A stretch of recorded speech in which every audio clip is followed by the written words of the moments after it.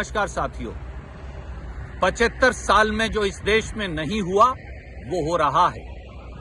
देश की संसद में मोदी सरकार द्वारा संविधान को बुलडोजर से कुचला जा रहा है, संसदीय परंपराओं को रोंदा जा रहा है, प्रजातंत्र और विपक्ष की बोलने की आवाज को दबाया जा रहा है। देश के इतिहास में पहली बार 75 वर्षों में 141 सांसदों को मोदी सरकार ने प्रस्ताव लाकर निष्कासित कर दिया। पहली बार 75 वर्ष में विपक्ष मुक्त संसद बना दी गई है, वो लोकसभा हो या राज्यसभा हो। क्या देश का संविधान बच पाएगा?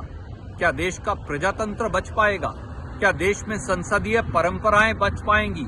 ये सवाल है जो बड़े से बड़े पद पर बैठे लोगों को, पूरी सरकार को, देश के प्रधानमंत्री को, लोकसभा और राज्यसभा के सभापति महोदय को खुद से पूछना पड़ेगा कि विपक्ष अगर होगा ही नहीं, अगर विपक्ष को सरकार निष्कासित कर देगी प्रस्ताव लाकर, तो संसद चलेगी कैसे और संसद के क्या मायने बच पाएंगे। और आज चर्चा हुई किसानों के अपमान की, क्योंकि एक व्यक्ति विशेष ने कुछ कह दिया था। मैं पूछता हूं मोदी सरकार से, जब लाखों किसान दिल्ली के दरवाजे पर 3 काले कानूनों के खिलाफ भूखे प्यासे बैठे थे, सर्दी में, धूप में, गर्मी में, तो क्या उन किसानों का अपमान नहीं हो रहा था?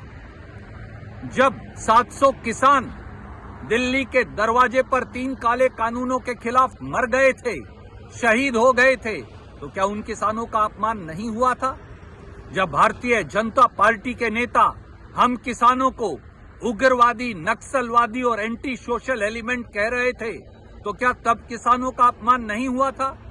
जब किसानों की पहलवान बेटियां जो भारत के तिरंगे को ऊपर करती हैं, जो मेडल लेकर आती हैं देश के लिए, जब भारतीय जनता पार्टी की सरकार देश की संसद के बाहर दिल्ली पुलिस से उन्हें घिसटवाकर पिटवा रही थी, तो तब किसानों और उनकी बेटियों का अपमान क्या नहीं हुआ था? जब देश की सेना में सेवा करने वाले किसान के बेटे, हमारे जवान 1 रैंक 1 पेंशन मांग रहे थे और 14 अगस्त की शाम को उन्हें संसद के बाहर दिल्ली पुलिस द्वारा घिसटवाया गया था, तो तब किसानों का अपमान नहीं हुआ था? पद पर बैठे हुए हर व्यक्ति को ये सोचना पड़ेगा कि गरिमा का मापदंड क्या है। कोई कितने भी बड़े पद पर बैठा हो, वो प्रधानमंत्री हो, वो गृह मंत्री हो, वो राज्यसभा के उपसभापति हों, वो लोकसभा के स्पीकर हों, या वो देश के राष्ट्रपति भी हों, उनकी जात और धर्म नहीं होती, उनका कर्तव्य का बोध होता है। और कर्तव्य का बोध है संविधान की रक्षा करना, कर्तव्य का बोध है संसदीय परिपाटी और गरिमा की रक्षा करना।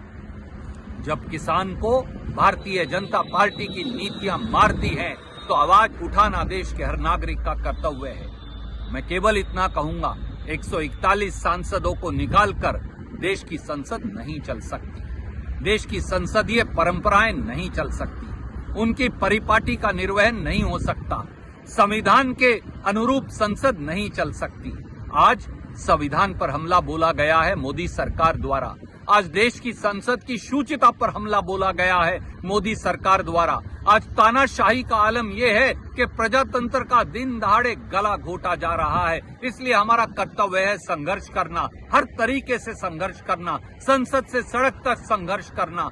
और जान लें, मोदी सरकार प्रस्ताव पारित करके वो विपक्ष का और इस देश के लोगों के हौसले को कम नहीं कर सकते। हमारा संघर्ष जारी रहेगा, क्योंकि यही संविधान की मांग है, यही प्रजातंत्र की परिपाटी है और यही भारतीयता की पहचान है।